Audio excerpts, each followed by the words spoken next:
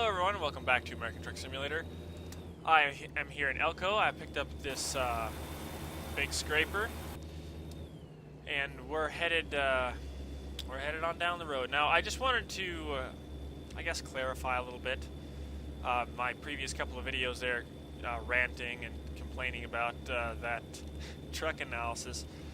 I just wanted to kind of explain why I have such a big problem with it, and there's a couple of reasons why. And I guess the biggest reason would be because, now, first I should say that it does serve a purpose.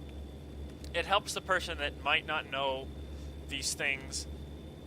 It helps them to set up their truck to where they won't get themselves into trouble and to where they can pull the loads well. And that's important.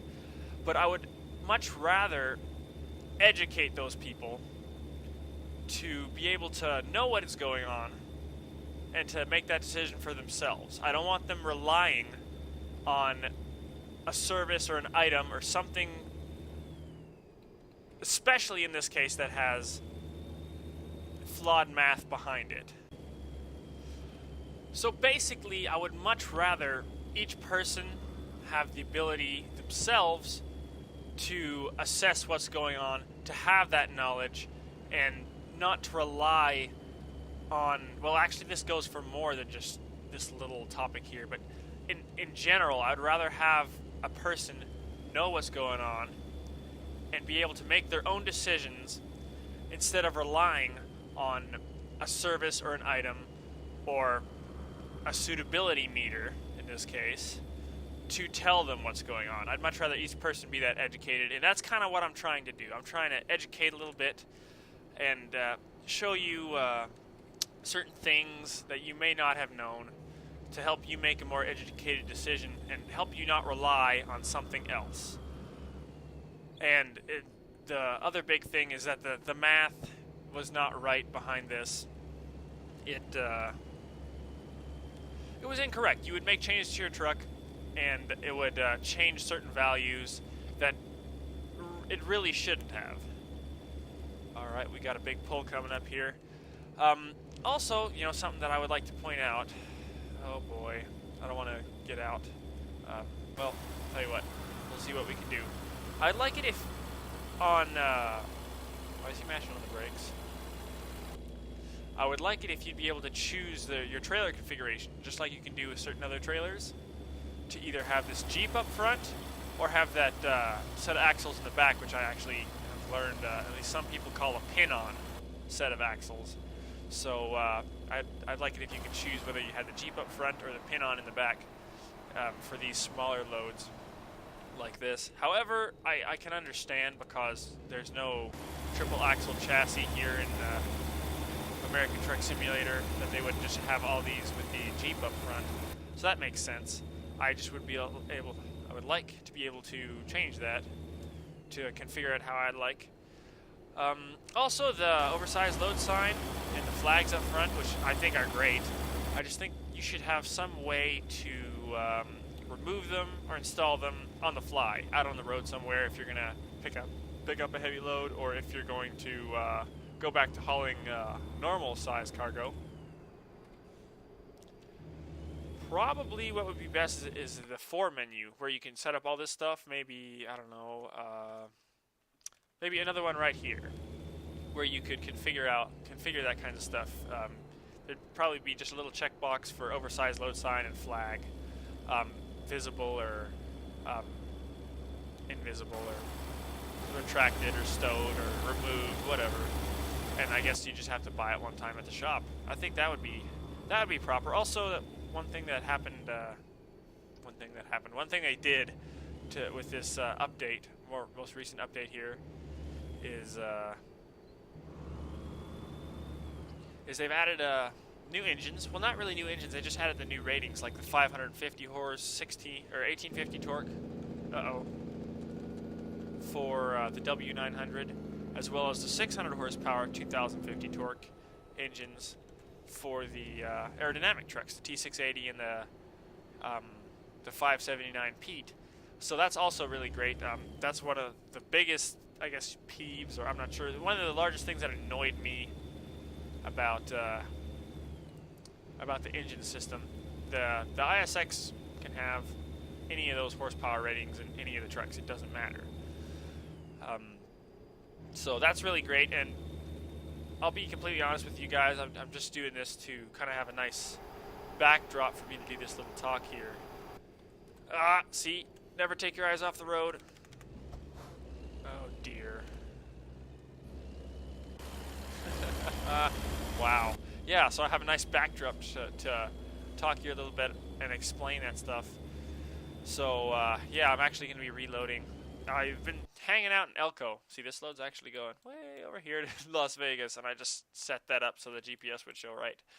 Regardless, I've been hanging out in Elko. I'm eagerly awaiting 1.28, which is going to add in-game doubles and triples, which is going to be interesting. And, you know, since I'm here, I'd like to address something else since I'm talking to you guys and I'm recording. I've been hanging out in Elko so I can get myself... Okay, there's going to be several different kinds of doubles and triples. I think pretty much everywhere you're going to be able to get those two. An A-train, which is a trailer, a dolly, and another trailer. Those 28-foot trailers like that, you see them all over the United States. I'm sure you're going to be able to see those all over the place. Now, Nevada is, see, here's Colorado. No, this is Colorado. What am I saying? Utah. So mountainous, not to mention Wyoming and Idaho. They allow for, I'm not sure so much Idaho, but for sure Utah and for sure Wyoming allow for bigger doubles. They allow for, I'm not sure if it's Montana or if it is still Wyoming that allows for two full-size, like 40-foot or slightly longer trailers yet to be pulled. And I know in like Oklahoma you can pull it on the turnpike and do things like that. That's all like small things, but since Nevada is so close, they're allowing for the Rocky Mountain kind of setup of double and triple trailers, which is the triples are going to be 3 28-foot trailers in an A-train setup with the doubles. And I did admittedly watch a squirrel video on the beta. I don't like entering in the beta, but he was showing off how you could. The triples could almost always be downgraded, or could be downgraded into the Rocky Mountain double, which is a full length, I think 40 or 45, 48. I doubt it's going to be a 53 foot trailer with a dolly, and then a small 28-foot at the back, a Rocky Mountain double. I believe those are quite, you see a lot of those. You know, I'll probably put in a picture here. You see a lot of those in Utah. I think the one I'll show you a picture of a belly dump. One of those. And now the other doubles, I believe, are also going to be just regular 28-footers, like I was saying, and I'm sure you're going to be able to get those anywhere. But that's why I'm staying here in Nevada. I was sitting in Elko. I'm going to go back there so I can hook on to one of those cool Rocky Mountain style bigger trains, which some people might not call it a train, but I do. Regardless, also, from what I've heard, now don't take this as gospel, but I believe Arizona allows for those big Rocky Mountain kind of double trailers, or the larger trains to come into the first sliver, the northern, I think it's like 60 miles of Arizona, but I'm not 100% sure on that one, so that's just something I heard. So I'm really glad they're adding these bigger double trailers. That's going to be really great. This guy needs to pass. That's going to be really great, and especially when they're adding Utah and Idaho, and the more states, the better. So I'm really looking forward to that. Also, I just really hope they do it well. I hope, like, if you haven't, you could do two. Well, that's not a very good example. Say if you downgraded a triple or a Rocky Mountain double to, say, just one regular straight trailer. Now, I know each cargo has different weights and takes up different volumes. But I hope, say if it's a lighter load, yeah, say it's a lightweight stuff and takes up a lot of volume. If you downgrade it from one of those bigger doubles to just a single trailer that has fewer cubic feet that you cannot fit as much stuff in, you get paid less, and the load is lighter. I really would like that to where you couldn't just take the lightest load. And that's what I so dislike now, is you can take either the big 45 or whatever larger trailers, or you can take one little 28-foot trailer, which is much less weight, looks silly, which I have a feeling they're not going to be single 28s anymore. It's possible, you never know. But I would really prefer that if you did haul less weight or less volume, that you would be paid less, and that would all work out well. So I'm really hoping they implement that, and I'm looking forward to the doubles and all the new things coming up. Most mods, I do, they're just not quite up to the SES quality. SES does a really great job.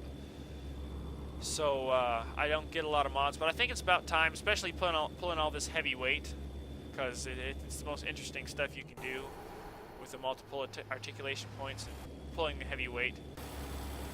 So I plan to probably get an engine mod or something like that. I'm kind of looking into one, but I'm so picky I'm probably going to have to mess around with it a lot. So we will see. We'll continue on next time around, probably once the doubles are released. We'll probably take one of those and manage the business a little bit more and whatnot. So I'll be working with that, and I appreciate you guys watching. It's always a pleasure hanging out with you guys, going down the road here like this. So until next time, guys, just remember to always pay attention to the road, hang up and drive, all that good stuff. You saw what almost happened to me earlier. Also remember that God is awesome, and I appreciate all you guys watching. So until next time, have a good one.